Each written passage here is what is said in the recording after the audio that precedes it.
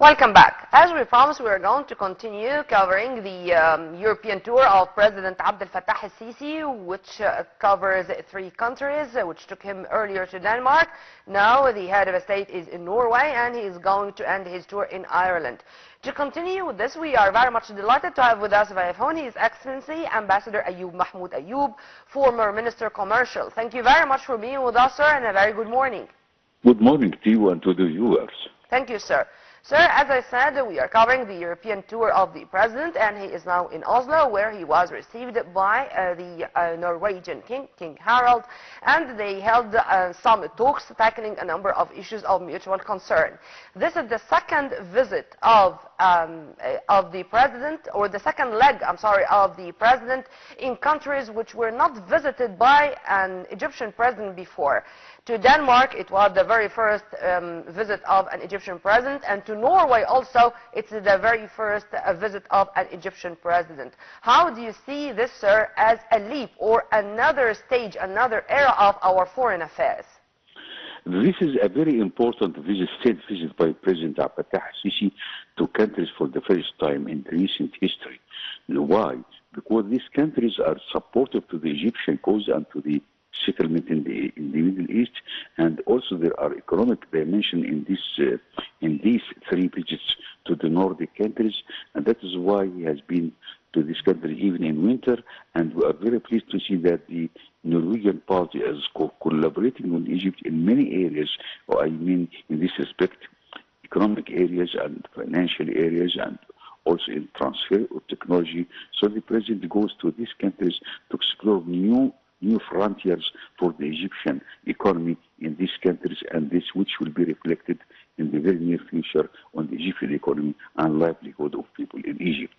Yeah, and we had started our diplomatic relations with Norway in 1936, meaning that we do have deeply rooted relations with the Scandinavian kingdom. If you want to also elaborate on that.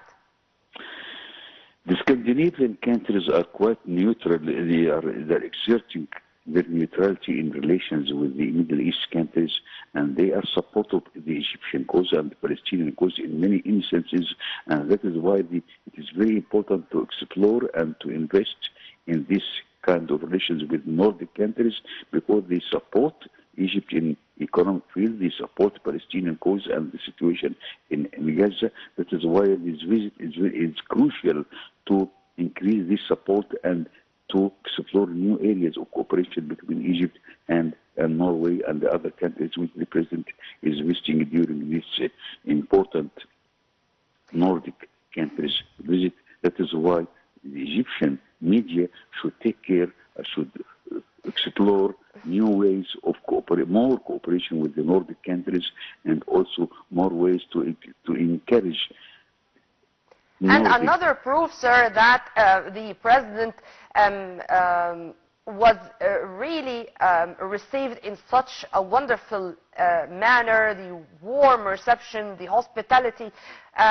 Norwegian Prime Minister Jonas Gahr Støre already visited Egypt before, and when President el-Sisi arrived in Oslo, the Norwegian Prime Minister had an unofficial tea banquet for the President, saying that it's not only on the official level, but the official and non-official levels. There is such a kind of friendship between the President and other world leaders, and saying that there are common visions regarding a number of issues of mutual concern, and regarding a number of regional and international issues, regarding the same consensus, the same vision in many international gatherings, supporting legality, supporting peace, stability of the region and of the whole world, if I may call it this way. If you want to also elaborate on that and tell us more about the indications of this unofficial banquet which was held for the President.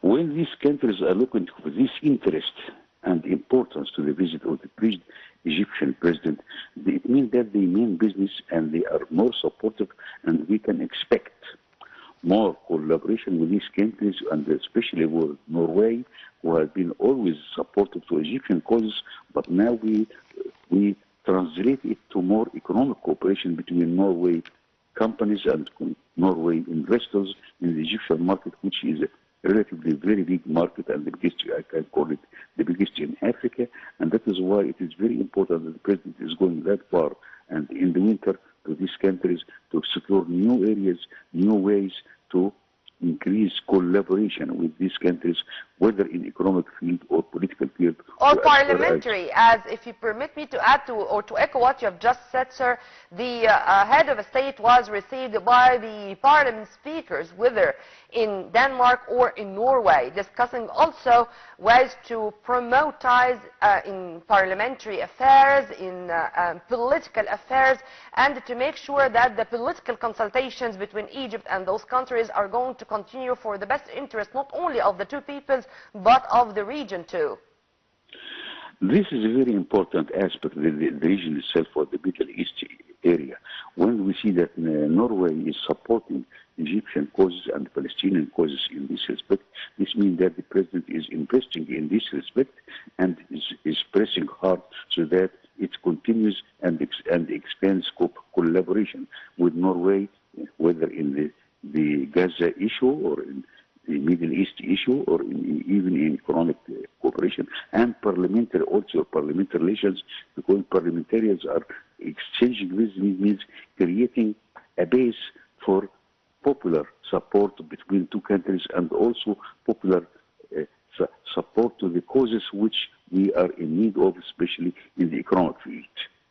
The president is accompanied by a high-ranking delegation, including many ministers. Topping the list, Dr. Badr Abdelati, Minister of Foreign Affairs, Dr. Hassan Khatib, Minister of Investments, and the president witnessed the signing of a number of memoranda of understanding between Egypt and Norway in many domains. How do you see the importance of these MOUs, and also the keenness of the president to hold committees to follow up on the ground the implementation of these accords, sir? When the president himself is giving time frame for the implementation of agreements which are signed or memoranda of understanding with these countries, this means that we are serious about collaboration and put it in practical terms and the practical way to make it useful to the people of Egypt and of Norway, of course, in the shortest time possible, because the Egyptian economy always needs collaboration with new entrants. Norway is a capital exporting country. It is very important for Egypt to explore new ways and new areas of collaboration with Norway, and that is why the President has been to these countries, and the visit will be reflected positively on the Egyptian economy in the very near future. And I cannot separate politics from economy, from the social side of the coin. Egypt is such a pivotal partner to the European Union and to the European Union countries in many domains. How do you see, sir, the importance of these visits and these talks to boost the Egyptian-EU relations in general, and with those three countries in specific? These three countries are very important for Egypt because they were not visited before, and I will not say they were neglected, but rather we are investing in new areas, in new countries and new dimensions. That is why it is crucial for the Egyptian economy, will I say, and Egyptian parliamentary relations and political relations to cement relations with these countries and explore new ways of cooperation with these countries and its organization, so that it will be reflected not only in politics but rather in economy in Egypt. And that is why the president has been going that far to these countries, and we will see the result very soon, because memorandum of understanding are signed to be implemented, and we will see the results very soon. And Egypt is keen all the time to promote its investment environment, to attract more foreign direct investments from all over the world, and particularly from our partners. Sir, in fact, the visits or the tour of the president was very well planned and very well studied. As, for example, with Denmark, we signed a memorandum of understanding in fields which Denmark is a leading pioneer in, like maritime industry, like shipping, agriculture, you name it. And also, when it comes to Norway, Norway is a leading country when it comes to ways to face climate change and to make sure that we are on the right track to try to avoid the very negative repercussions of climate change. How do you see this, as also Egypt had such an experience with climate change since we organized COP27 and in Sharm el-Sheikh, and it really achieved such a progress and was a successful step in a long journey? When we see the COP27, 28, and the 29, and how Egypt is playing a dominant role in this respect, and with these countries who are quite pivotal in environmental affairs, and because the environment is crucial to the present generation and to the future generations from economic point of view and from health, even from health point of view, that is why when we are cooperating with these countries in these fields, the results will be reflected on Egypt and on the Middle East as a whole, and I can say on the whole world, because Egypt is playing a role in this respect, and we are against the oxidization of the air, and that is why Egypt is also gaining and seeking the support of these countries in environmental efforts, whether in Egypt or in African countries. President Abdel Fattah el-Sisi was keen to invite the Norwegian monarch to attend the inauguration ceremony of the Grand Egyptian Museum, or the GEM. This is also another way to promote for our GEM, and it's going, inshallah, to be a magnificent opening for such a museum, which is going to I'm not going to say like the Louvre or the Hermitage. No, it's going to be another stage, another era of cultural tourism. This is a message to the whole world, not only to the Norwegian monarch, to come and to witness themselves this inauguration and to enjoy our culture and civilization heritage. How do you see the invitation, sir, and the keenness of the president to do so? I see it is an important step to promote tourism to Egypt. When I say tourism, it means many things in this respect, not only cultural, historical, but also economic, because many tourists are coming to Egypt to see for themselves what we have done, and when we open the Grand Egyptian Museum, the world will be astonished, I will not say shocked, to see all these things put together in one place. This means that tourism in Egypt will flourish after the opening of this gem, and we hope that Norway, because it is tourism exporting country, and then other Nordic countries will come to see more about Egypt, and this will promote tourism, and at the same time promote the new ways of economic cooperation with these countries in many other fields which were not tapped before. One final question, sir, regarding the economic cooperation between Egypt and our European allies. The president is also keen to meet in all his journeys, in all his visits to other countries, with private sector, top-notch private sector businessmen who are keen to come and to invest in Egypt, to just speak with them about all the potentials we have and all the facilities Egypt is introducing to the private sector businessmen, as simply tax evasion, lands, the golden license, you name it. We do have a lot to offer when it comes to investors who want to come to Egypt. If you want to also elaborate on that, sir. Private investment is crucial and very important for Egypt. That is why the president himself has sit with would-be investors to see what they want, what they are complaining of, and to solve the problem within a time frame of 2 months.